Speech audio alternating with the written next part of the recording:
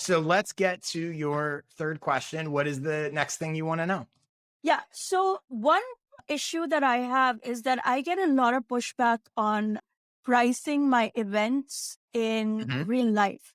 So people know me as a warm, funny, almost like your mom next door, persona.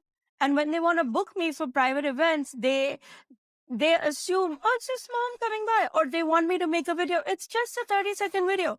Now you and I know what goes into building this.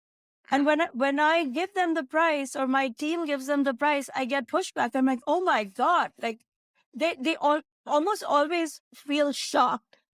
Mhm. And I'm trying to learn how to how to position myself without I feel like I'm constantly having to explain myself, and I don't think I should have to. Yeah, you definitely shouldn't. First of all, I love this. This is such a Zarna question. I love it because Zarna is, for people who don't know, Zarna is a legit businesswoman. Like you said, beneath all the kind, funny, anti-comedian, whatever, Zarna's about business, and I love it because most creators are not, and you should be. Like I don't like. I think it is absolutely a part of being a comedian, being a creator, whatever. Like, I think this idea that, like, oh, I'm an artist and not a business person, like, that's not true. Successful artists are business people. So I'm all for it and I love it. I would also say you're right. There is nothing, absolutely nothing wrong with charging good money for creating stuff or putting on shows for people or doing promotions, and you absolutely shouldn't feel bad about people saying no, right? If they go, oh, that seems really okay, well, good for you. Like someone else is going to get it. But I think that, and I don't know exactly the way you're talking about with other people, but based on your question here, I think is the shift that I think will help you. And I think it's so common because lots of people are have the same sort of thing that you're thinking about. The reason that you're charging a high fee or whatever is not because of how much time it takes you to make the videos or produce the show or whatever. It's not because it's hard. It has nothing to do with on your end, right? Okay. So you're charging a good fee because you're providing a lot of value to the buyer. Your job when you get pushback or when you get questions or when you get, oh, that seems really high, is not to justify, but I have to put all this work in. It's to explain to them why it provides that amount of value to them, Got it. right? That's what makes it worth it to them. A couple things to remember. Number one, so they are, what they're paying you for something is not in a vacuum. It's in comparison, whatever they're going to get, whatever value or result they're going to get from paying you to do something is in comparison to what it would cost them to get or do that elsewhere. It's not a random number of like, oh, Zarna says she charges that. Is it worth it or not? It's like, Zarna says she can get me this result or reach this many people or do X, Y, and Z. If I didn't pay Zarna to do that, what would it cost me to do that on my own? That's that's the actual value assessment. So, for example, you have about, I think, like 500,000 followers on TikTok. You have videos regular, and obviously some videos do better than others, and et cetera. And you can't guarantee stuff necessarily, but you regularly have videos that break 100,000 views, right? So if I'm a brand or a business or somebody who's coming to you, the question is, what would that brand or business have to spend to reach that audience on their own? And the truth is, they would have to do a bunch of things, right? They'd have to create a video, they'd have to pay to promote it to reach that audience. And they're just doing it cold. They don't even have, you have an audience that trusts you. There's a value to that endorsement.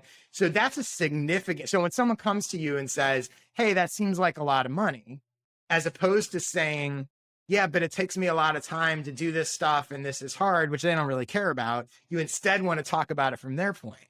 You go, I understand it seems like a lot of money, but you're going to reach X amount of people. Like if you didn't hire me and you wanted to accomplish this result, here's what you would have to do.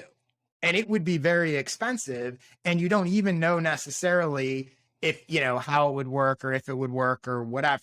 you want to make the case that hiring you is actually the cheapest, maybe not the cheapest, but that you want to make the case that hiring you is actually a very cost-effective way to get what they want, Mm, right? right. The reason they're talking to you in the first place is because of a result that they want.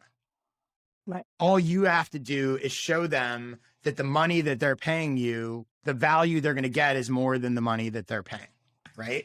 So another note here, the idea of whether or not a sponsorship or promotion or whatever, the idea of whether or not it's expensive is completely relative, depending on what they're promoting, what they're doing, the cost of that thing, the price of their product, how much acquiring a new customer is worth to them. Let's say I sell t-shirts and I know that the average person who buys one of my t-shirts buys 2 t-shirts a year for the next 5 years. The value of acquiring that customer is way more than selling one t-shirt, right? Like businesses know basically what the value of customer acquisition is and the lifetime value. Now, you may not necessarily know that, but it's a conversation you can have, right?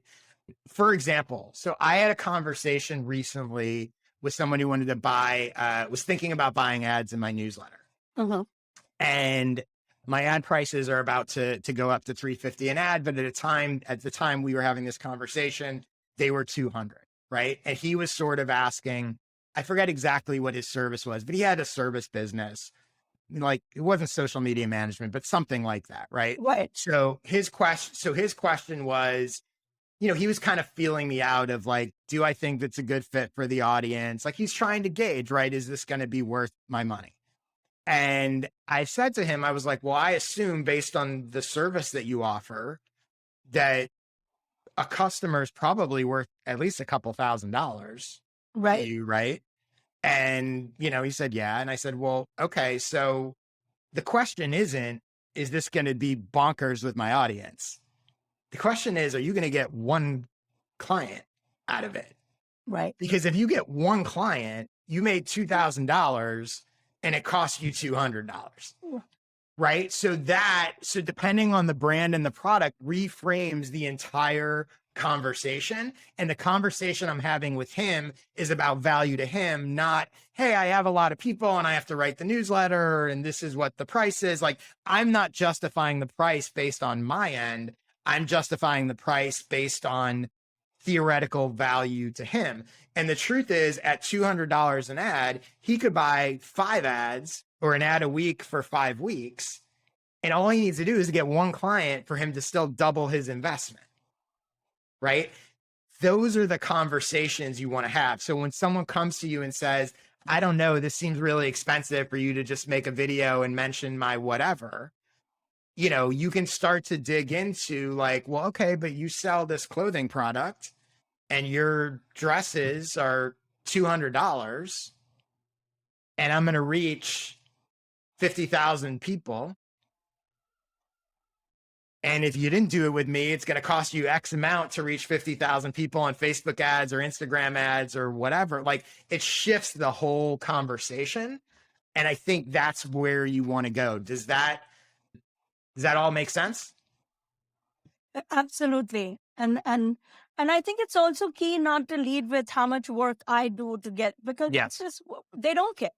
And they shouldn't care. It's not their problem. Exactly. Not only do they not care, but the flip side of it works for you. Let's say it was easy. Like the truth is running ads in my newsletter is easy. I copy and paste it, right? It takes 2 minutes. Right? That doesn't mean it's not worth a lot of money. Right. So that's the other reason why you don't want to go, because you don't want the other to be true, where it's like, oh, this is easy for me to just post a whatever. Right.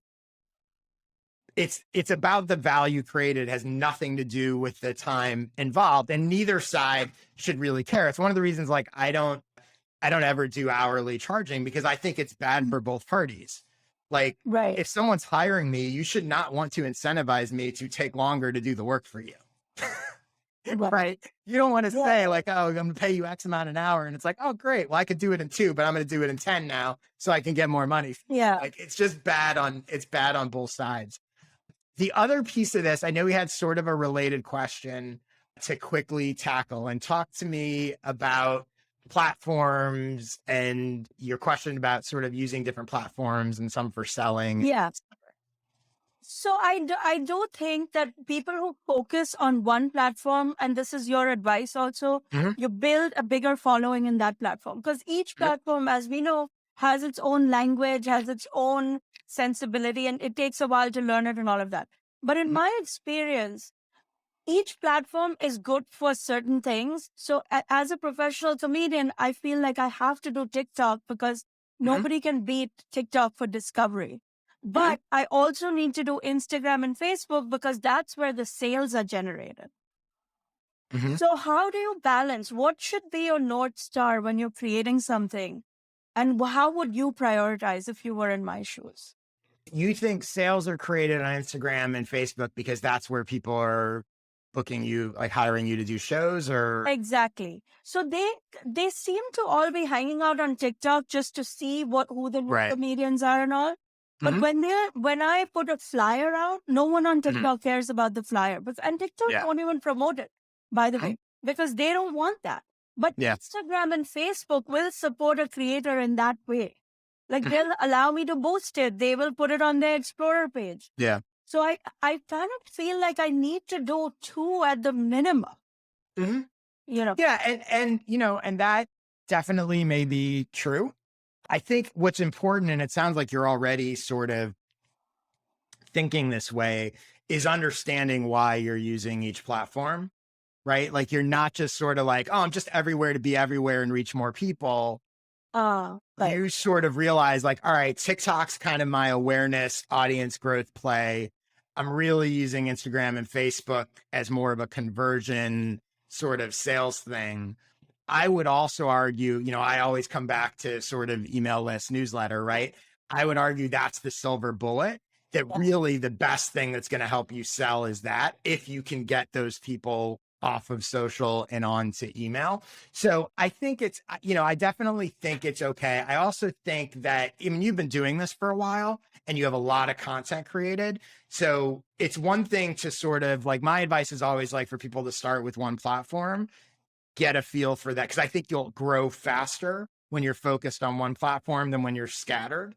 You, Right. I think, are far enough along that you're like, all right, well, now I can also sort of go here, and you understand how the platforms are working for you and what you're getting. So I don't think it's necessarily a bad thing, as long as you're being sort of strategic about it and you're not just there because you feel like, oh, I have to be everywhere. And Twitter is a good example, right? I know you sort of use Twitter, but it's way down the list of your Yeah. which is totally fine, right? It would be very different if you were like, I have to be here and there and there and I have to do everything.